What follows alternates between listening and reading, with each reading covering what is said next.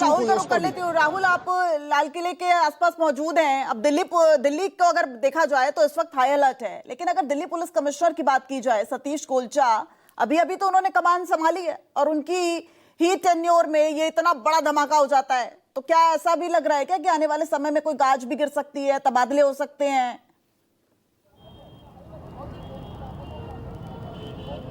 देखिए, फिलहाल ये बात का विषय है, लेकिन प्राथमिकता पहले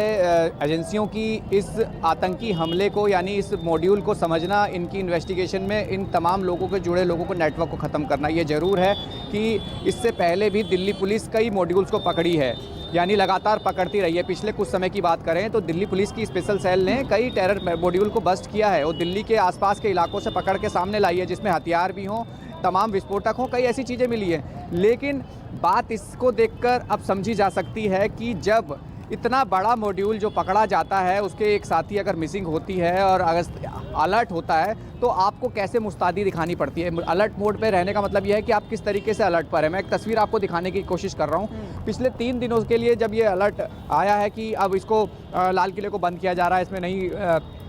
नहीं जा सकते, लेकिन सबसे बड़ी चीज़ ये है कि जो टूरिस्ट हब है, यहाँ हाई सिक्योरिटी जोन रहता है, तो यहाँ पुलिस की मॉनिटरिंग, सीसीटीवी, तमाम जो स्पेशल ब्रांच वो रहती है, वो मॉनिटरिंग करते हैं, आने जाने वाले पर निगाहें रखते हैं। पार्किंग की बात की, पार्किंग में गाड़ी खड़ी रहती है और कहा जाता है कि पार्किंग में भी चेकिंग होती है, सीसीटीवी होते हैं, मॉनिटरिंग होती है।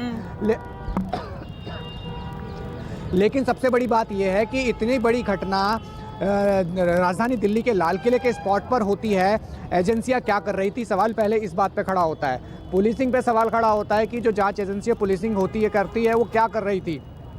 क्योंकि जो विस्फोटक अभी तक फरीदाबाद से बरामद हुए और पिछले कुछ समय से जो लगातार धरपकड़ चल रही थी, चाहे गुजरात की बात करें, यूपी की बात करें, अन्य जगहों से बात करें, और फरीदाबाद जो दिल्ली एनसीआर में है, और कहीं ना कहीं जो नेटवर्क है वो दिल्ली के कनेक्टेड होता है, तो ऐसे में दिल्ली पुलिस क्या कर रही थी, तो सवाल उठना लाजमी है। और ऐसे में अब आगे क्या तस्वीर रहेगी वो ज़रूर देखना होगा। लेकिन ये है कि इन्वेस्टिगेशन पार्ट पर अभी एजेंसियाँ लगातार काम कर रही हैं, इस मॉड्यूल को, इस नेटवर्क को समझने की कोशिश कर रही है, क्योंकि ब्लास्ट हुआ, कई लोगों की जान गई, कई लोग अभी घायल हैं, और जो जिस तरीके की तस्वीर देखने को मिली, कई सवाल खड़े करती है, और समझने की यही कोशिश हम कर रहे हैं। और यही चीज़ें एनएसजी की टीम, जो ब्लास्ट जिस तरीके से होता है उसको जांचती है, और ऐसे में ही तमाम टीमें अंदर काम कर रही हैं, और जो डंप डेटा की हम बात कर रहे हैं, उन कनेक्शन को समझने की कोशिश कर रही है, पुलवामा तक बात कर रहे हैं, तमाम वो चीज़ें हैं। लेकिन फिलहाल ये कह सकते हैं कि अभी जांच चल रही है, और ये तस्वीर ज़रूर दिखानी होगी कि किस तरीके से राजधानी चहल पहल में रहती है। लेकिन इस वक्त वो हैरान है, सदमे में है कि आखिर हुआ क्या। और बिल्कुल, और आपके पीछे तो मुझे कुछ पुलिसकर्मी नजर आ रहे हैं, चूंकि इस वक्त दिल्ली हाई अलर्ट पे है, लेकिन क्या